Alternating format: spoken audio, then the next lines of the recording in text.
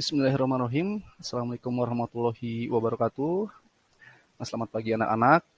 Berjumpa kembali dengan saya Ferdi Setiawan, pengajar Bahasa Indonesia kelas 8. Ya.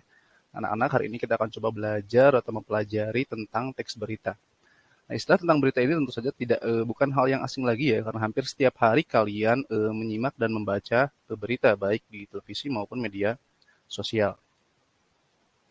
Nah, anak-anak, di sini tujuan pembelajaran kita pada pertemuan hari ini yaitu yang pertama, kalian diharapkan mampu memahami pengertian teks berita. Yang kedua, kalian diharapkan mampu memahami media penyampaian berita. Yang ketiga, memahami ciri-ciri teks berita. Dan yang keempat, memahami fungsi teks berita. Nah, anak-anak, lalu apa yang kalian ketahui tentang teks berita? Ya, nah itu teks berita ini diambil dari dua kata ya, ada teks dan berita. Nah, secara harfiah, teks bermakna wacana, tulisan, atau naskah.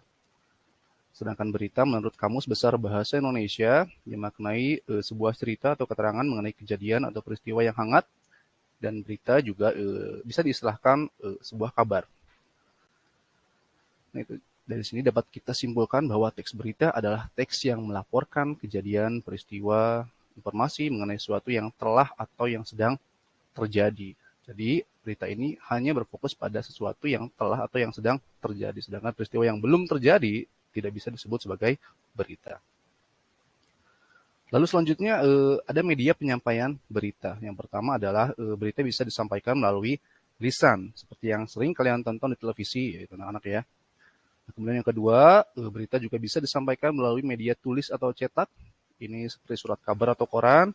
Kemudian juga media berita-berita yang sering kamu baca ya di media sosial, di Facebook, Instagram, dan lain sebagainya. Selanjutnya mari kita pahami ciri-ciri teks berita. Yang pertama adalah berita harus faktual. Faktual di sini maksudnya adalah sesuai dengan fakta, tidak boleh mengada-ngada. Kemudian yang kedua ada aktual. Aktual itu berarti hangat, baru, dan masih hangat diperbincangkan. Yang ketiga unik dan menarik. Nah, sebuah berita itu harus unik, harus juga menarik. Jadi kalau berita biasa-biasa saja, maka belum bisa disampaikan disebut sebagai berita. Kemudian selanjutnya berita juga harus objektif. Objektif itu berarti apa adanya.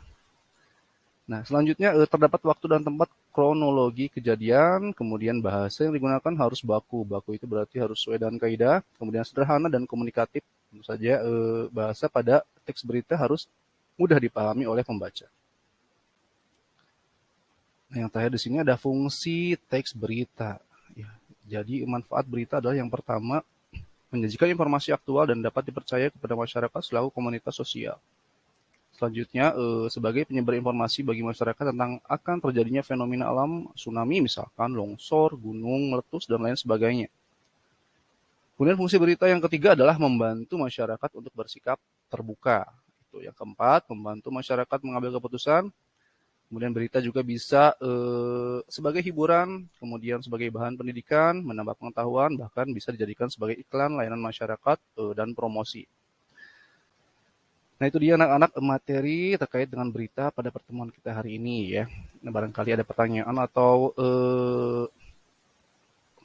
yang tidak kalian pahami ya, kalian bisa langsung chat ya di kolom komentar yang ada di bawah ya. Terima kasih, mudah-mudahan bermanfaat. Bapak Heri, assalamualaikum warahmatullahi wabarakatuh.